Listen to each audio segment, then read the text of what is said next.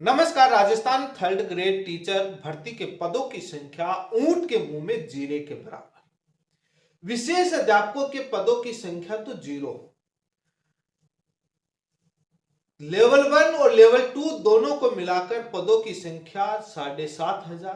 Form भरने वाले संख्या होगी लगभग 15 लाख से ज्यादा। ये ऊंट के मुंह में जीरे के बराबर भर्ती निकालकर सरकार क्या दिखाना चाहती है? क्या राजस्थान में विशेष अध्यापकों के पदों की संख्या जीरो खाली है? क्या सामान्य शिक्षा के राजस्थान में थर्ड ग्रेड टीचर भर्ती के पदों की खाली की संख्या 7,500 ही है? इतने कम पदों पर भर्ती क्यों? जब सरकारी टीचर्स के यूनियन एसोसिएशन संगठनों के नेता मीडिया में बयान देते हैं, सोशल मीडिया पर लिख रहे हैं कि डीपीसी की वजह से पदों की संख्या नहीं बढ़ रही, एडिशनल डिग्री डीपीसी का मामला सुप्रीम कोर्ट में चल रहा है, कितना समय लगेगा, इसको लेकर मेरा वीडियो बनाया हुआ है, आप चैनल पर जाकर देख सकते हैं।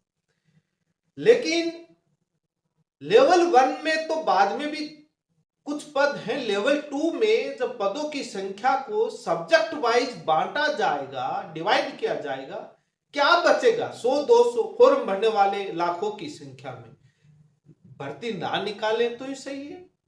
क्यों इनका भविष्य बर्बाद करना चाहती है सरकार? क्या वास्तव में 7,500 पद ही खाली है?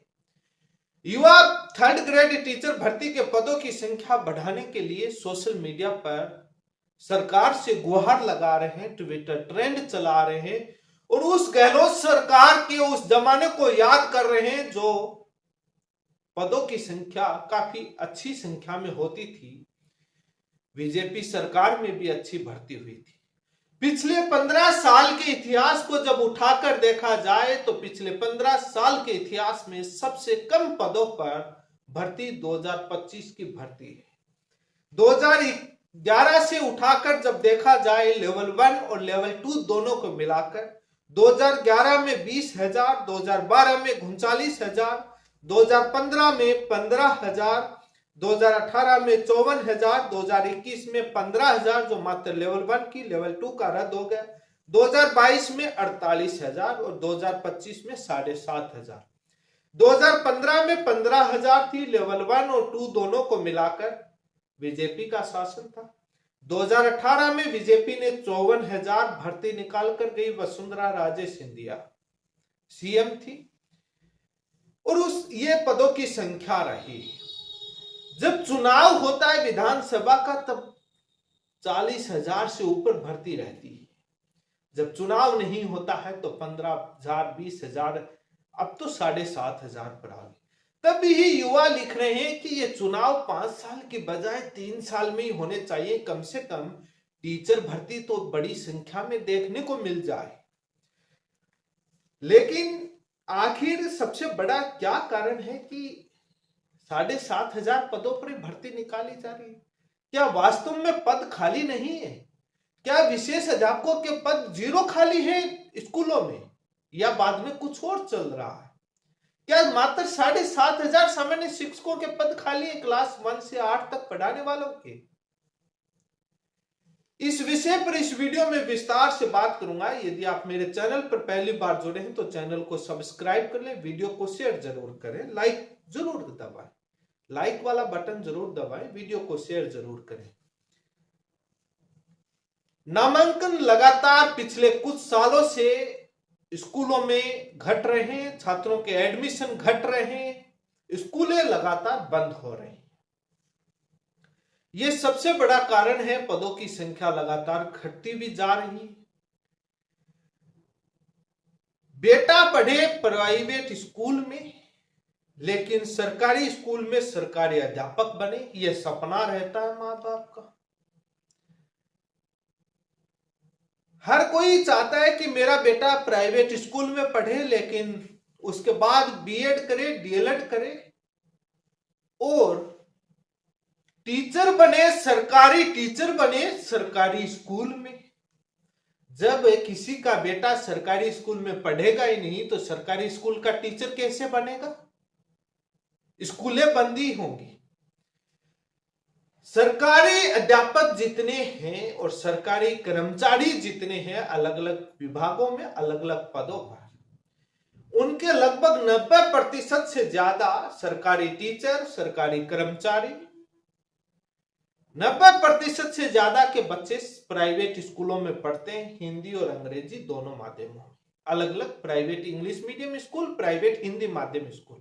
लेकिन जैसे ही उनकी ग्रेजुएशन 12वीं हो जाती है तो बीएड और डीएलएड करवाते हैं और बोलते हैं तैयारी कर सरकारी टीचर की। जब स्कूल में एडमिशन ही नहीं होंगे तो वो बनेगा कहां से? मांग उठाएंगे, चौपाल में बैठेंगे, स्कूल में बैठेंगे, परिवार में बैठेंगे, समाज में बैठेंगे, शादी विवाह में बैठेंगे, चर्चा करेंगे कि सरकार भर्तियां बहुत कम निकाल रही है, पदों की संख्या बहुत कम है, नंबर कहां से? बेटा किस स्कूल में पढ़ाया था और किस स्कूल में पढ़ा रहे हैं, कहां से आएगी?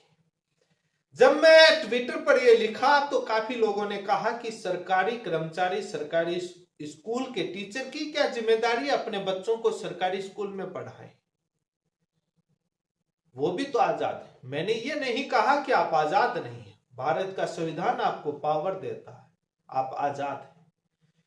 मंत्री, विधायक, नेता, जिला कलेक्टर, आईएएस, आईपीएस और आरएएस अफसरों के बेटे तो प्राइवेट स्कूलों में ही पढ़ते हैं और वो भी अंग्रेजी मीडियम में, काफी अच्छी अच्छी महंगी स्कूलों में। यदि इनके बच्चे सरकारी विद्यालय में पढ़ेंगे तो सरकारी स्कूल की मॉनिटरिंग बहुत अच्छी होगी, इंफ्रास्ट्रक्चर बहुत अच्छा होगा। लेकिन यदि सरकारी स्कूल के अध्यापकों के बच्चे सरकारी स्कूल में पढ़ने लग जाए तब भी मॉनिटरिंग अच्छी होगी।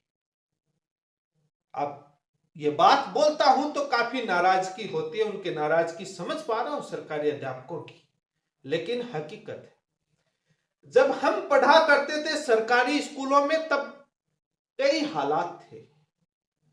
क्या पढ़ाते थे टीचर, राजनीति से लेकर के क्या होता था सरकारी विद्यालयों में वो अलग था, समय बदल गया, अब हालात कुछ और है। जब सरकारी अध्यापकों से मैं बात करता हूं तो उनका कहना है कि सरकार की कागजी कार्रवाई से लेकर के इतने मोबाइल में ऐप, इतने सर्वे, इतना डेटा, हमको पढ़ाने से ज्यादा तो बाबूगिरी में पूरे दिन समय लगता है। यह भी एक हकीकत है। कुछ आरटीई एक्ट के शिक्षा निःशुल्क अधिकार अधिनियम के कुछ प्रावधान ऐसे हैं जो बच्चों, अध्यापकों को बाउंड कर देते हैं, जिससे भी कई समस्याएं आती हैं। सरकार को हर प्राइमरी हो या अपर प्राइमरी हो उस स्कूल में एलडीसी का पद स्वीकृत करना चाहिए।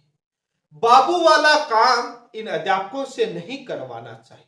इतने ऐप बना रखे हैं, जो सरकार आती है, जो शिक्षा सचिव आता है, शिक्षा मंत्री आता है, नया ऐप लॉन्च कर देता है, पुराने वाले संभल नहीं रहे, नए वाले लॉन्च कर देते हैं। बैठे एसी के कमरों में अफसर मंत्री को खुश करने के लिए, सरकार को खुश करने के लिए, उच्च अधिकारियों को खुश करने के लिए नए नए ऐप, नए नए कागजी कार्रवाई के ढांचे ले आते हैं, जिसमें टीचर पूरे दिन उलझा हुआ रहता है। कागजी कार्रवाई की फॉर्मेलिटी पूरी करने से यह नहीं होता कि स्कूल में पढ़ाई बहुत अच्छी हो रही है। आपने डायरी बना ली, उसमें लिख दिया इतना सिलेबस हो गया, आज ये पढ़ा दिया, वो पढ़ा दिया ना। कभी आधार का, कभी पोषण का, कभी कुछ काम, कभी कुछ काम, अनेकों काम है। एक सूची बनाऊंगा तो एक लंबी सारी सूची बनेगी। टीचर्स बताते हैं तब हैरान रह जाता हूं मैं, तब ये सोचता हूं कि इन टीचर्स को टीचर्स का काम, पढ़ाने का काम दिया है या इनको बाबू बना रखा है। बाबू के पद स्वीकृत करके हर स्कूल में बाबू का काम स्वीकृत होना चाहिए। एडमिशन सेल के लिए अलग से भर्ती होनी चाहिए जो स्कूल में एडमिशन करे, या एक जिला स्तर पर एक अलग से वो होना चाहिए। एक टीचर क्या क्या काम करेगा?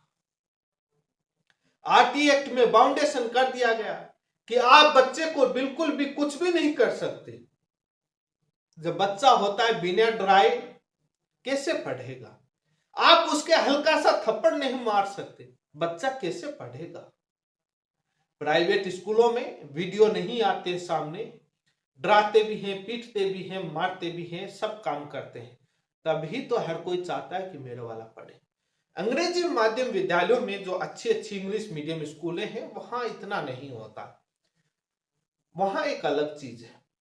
तो सरकारी कर्मचारी, सरकारी अधिकारी, सरकारी टीचर्स के बच्चे यदि सरकारी स्कूल में पढ़ेंगे तो सरकारी स्कूल की मॉनिटरिंग अच्छी होगी। अभी जो कुछ ही बच्चे जाते, नामांकन बहुत कम है उन स्कूलों में। उन स्कूलों में बच्चे गरीब किसान मजदूर के बच्चे जाते हैं जिनके माता और पिता अनपढ़ हैं। वो कुछ भी नहीं जानते कि स्कूल में क्या पढ़ाया जा रहा है, क्या सिलेबस है, कितना पढ़ा दिया, कितना नहीं पढ़ा है। ना वो घर पर उनको बच्चे का डांटने का मौका मिलता है। सुबह 8 बजे मजदूरी करने जाते हैं, शाम को 6 बजे आते हैं। उसके बाद इतनी थकान हो जाती है, उनको नींद आती है। खेत में जाता है किसान, कहां से उनको टाइम ले।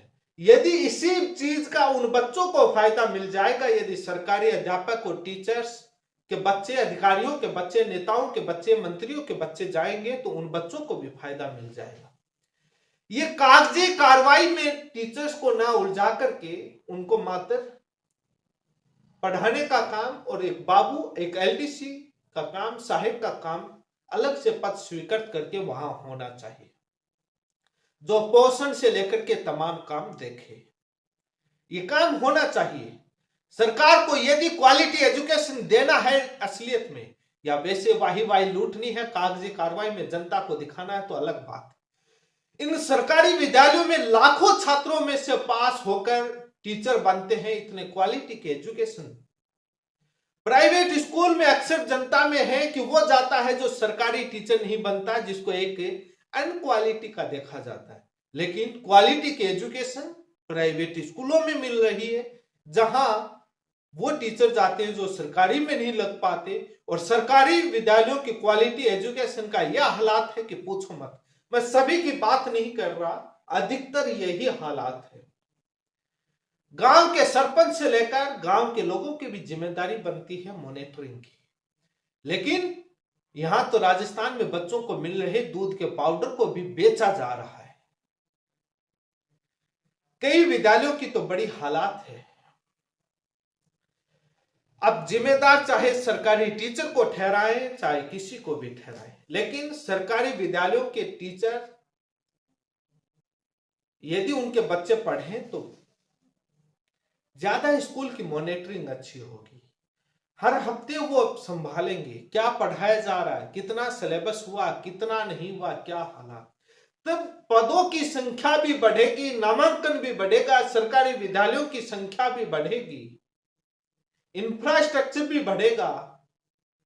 लेकिन वो प्राइवेट स्कूल भी तो उन्हीं अधिकारी, मंत्री, नेताओं के चल रहे हैं, डायरेक्ट या इनडायरेक्ट सपोर्ट से।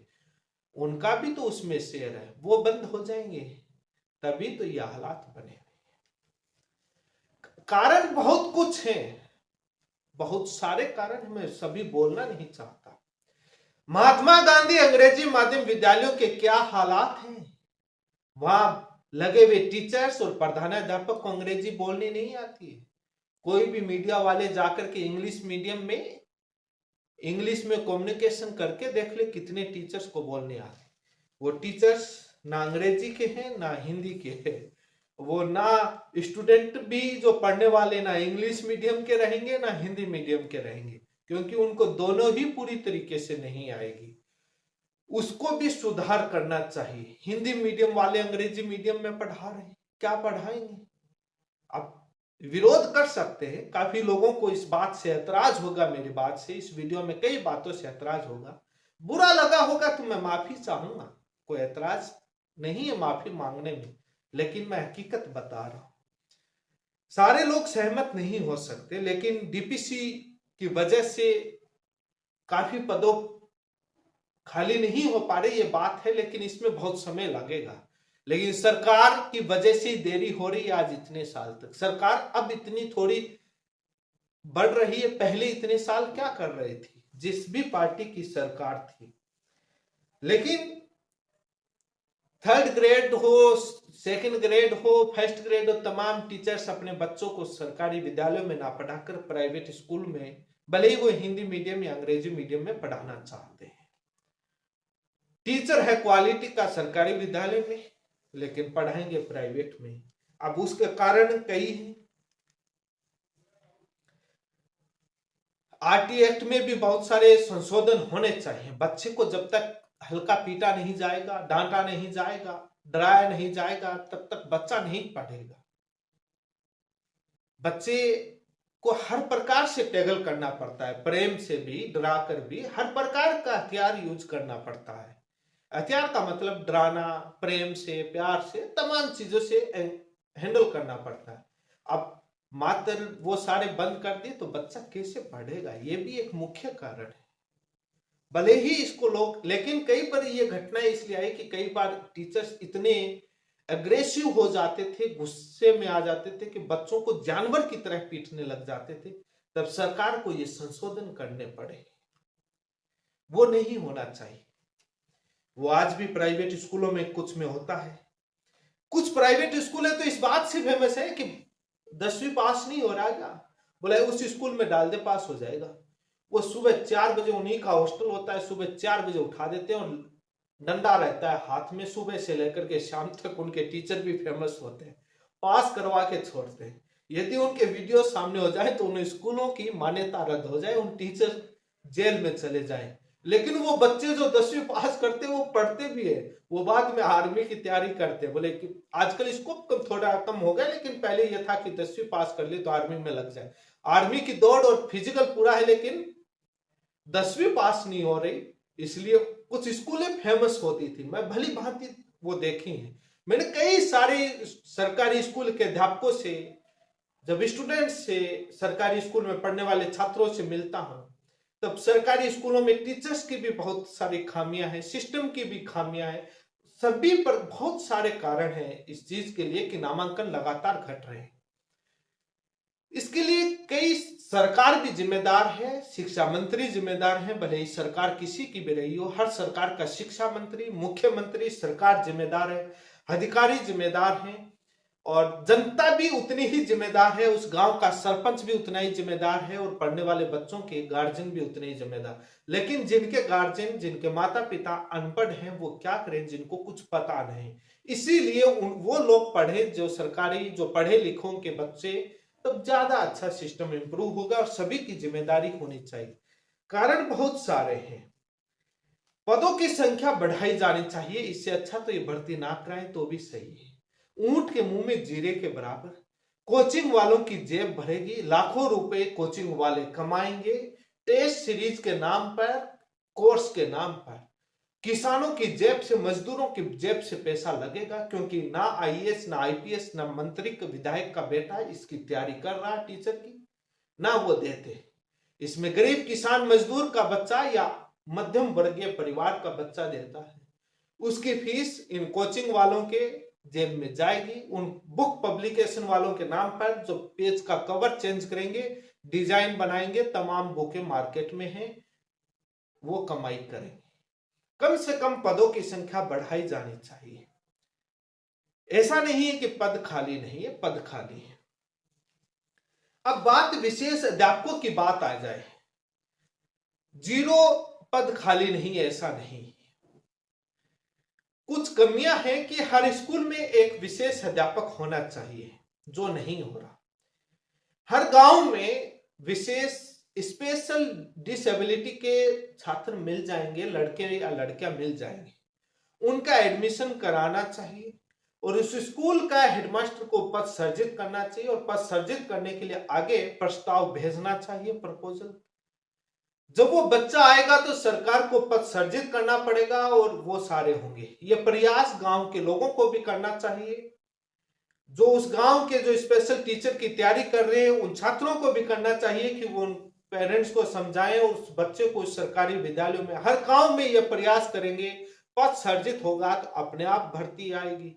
अब जो लोग लग चुके सरकारी विद्यालयों में टीचर, उनको कोई लेना देना नहीं है। वो उनके घर नहीं जाएंगे कि आपका बच्चा स्पेशल डिसेबिलिटी का स्कूल में डालो, हम टीचर उपलब्ध करवाएंगे, पद सर्जित करेंगे। उनकी तो नौकरी देखो फिक्स है। ये मैं एक बाड़मेर से टीचर हैं, कुछ टीचर उनसे बात करी, उन्होंने बताया कि कोई रुचि नहीं ले रहा है स्पेशल टीचर के पद सर्जित कैसे हो। तो इसलिए मैं उन छात्रों से कहूंगा जो स्पेशल टीचर की तैयारी कर रहे हैं, अपने गांव अपने आसपास में जो स्पेशल डिसेबिलिटी के जो लड़के या लड़कियां हैं उनको सरकारी विद्यालय में एडमिशन कराएं और उनको डेली भेजें। उनके पेरेंट्स उन गार्जियन को समझाएं कि इसको भेजें। स्कूल के हेडमास्टर को बोलें कि पद सर्जित करें, सरकारी जो स्पेशल टीचर की भर्ती के लिए सरकार को भेजें, पद सर्जित करवाएं और वहां ज्वाइनिंग दिलाएं इस बच्चे के लिए। आप जिला शिक्षा अधिकारी को वहां जाकर के ज्ञापन दें कि बच्चे आ रहे हैं, वहां कोई पढ़ाने वाला नहीं है, उसको हैंडल करना, तब सरकार को जाकर के बनाना पड़ेगा। अदरवाइज सरकार क्या कर रही है कि कोई जाता है तो एक आंकड़े रखती है, इतने स्पेशल जो छात्र हैं उसमें क्या करते हैं कि जो अनुपात जो आरटी एक्ट के और उस प्रावधानों के अनुसार रखा गया उसका भाग दे देते हैं और जितनी जो टीचर्स की भर्ती हुई उसका भाग देते हैं और देखते हैं कि पर्याप्त है। अब ये समझ में नहीं आता कि एक टीचर क्या 4 स्कूल में पढ़ाने जाएगा? एक स्कूल में तो पढ़ाएगा, हर स्कूल की दूरी बराबर है। कागजों में तो संख्या बराबर दिखा देते हैं कि टीचर्स की कमी नहीं है, क्योंकि जैसे 50,000 स्पेशल वाले छात्र हैं उसमें 5,000 जैसे आज तक भर्ती कर ली। मैं एक रफली एक वैसे उदाहरण के तौर पर आंकड़ा बता रहा हूं, भाग दिया, आ गया रेशियो, बता दिया कि बराबर है। अब ये नहीं पता कि 50,000 स्कूल उससे पूरे राजस्थान में गांव में किस प्रकार से बंटे, एक टीचर किस किस स्कूल में जाएगा। ये एक बड़ा आंकड़ों के दौर में ये सरकार कर रही है। ये चीजें मुझे काफी लोगों ने बताया और ये सामने लोग बता रहे हैं कि इस प्रकार से आंकड़ा खेला जा रहा है। और चाहे सेकंड ग्रेड हो या फर्स्ट ग्रेड हो या थर्ड ग्रेड, हर स्कूल में एक स्पेशल टीचर स्वीकृत होना चाहिए। सरकार ऐसे पद सर्जित नहीं करेगी जब तक उस स्कूल में बच्चा नहीं जाएगा। उस बच्चे को लाने की जिम्मेदारी हर गांव में मिल जाएगा आपकी है, जो स्पेशल बीएड या डीएलएड कर रखी है। यह भी एक सबसे बड़ी बात है, जब टीचर्स की भर्ती निकालनी नहीं है तो स्पेशल बीएड डीएलएड क्यों करवाते हो? क्यों लाखों रुपए उन गरीब किसान मजदूर के परिवार से आने वाले बच्चों का, उन परिवारों का खर्च करवाते हो?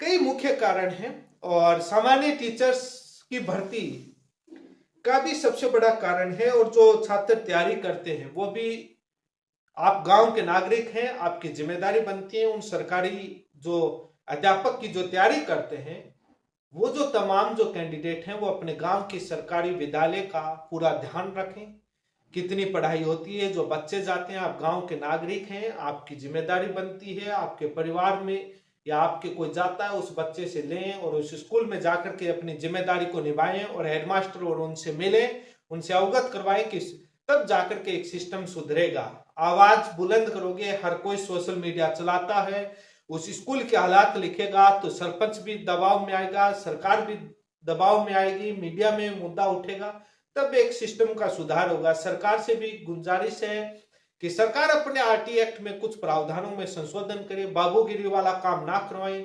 एलडीसी लगाए, तमाम कई सारी चीजें हैं। लेकिन ये तो मैंने, आप सभी लोग सुनकर कहेंगे कि ये ज्ञान क्यों बांट रहे हो?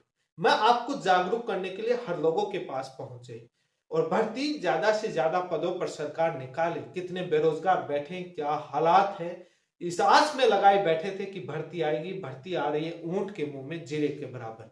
कोचिंग वाले अपनी टेस्ट सीरीज, अपना कोर्स बेचने के लिए आपको ज्ञान देंगे, कहीं कुछ मत जाइए, कुछ मत करिए, आपको एक सीट चाहिए। क्या 15 लाख को एक सीट चाहिए? 15 लाख तो नहीं। ये एक आपको फिक्स करने का, एक अपना कोर्स बेचने का, अपना प्रॉफिट कमाने का सबसे बड़ा रामबाण होता है जो आपके दिमाग में डायरेक्ट डाला जाता है।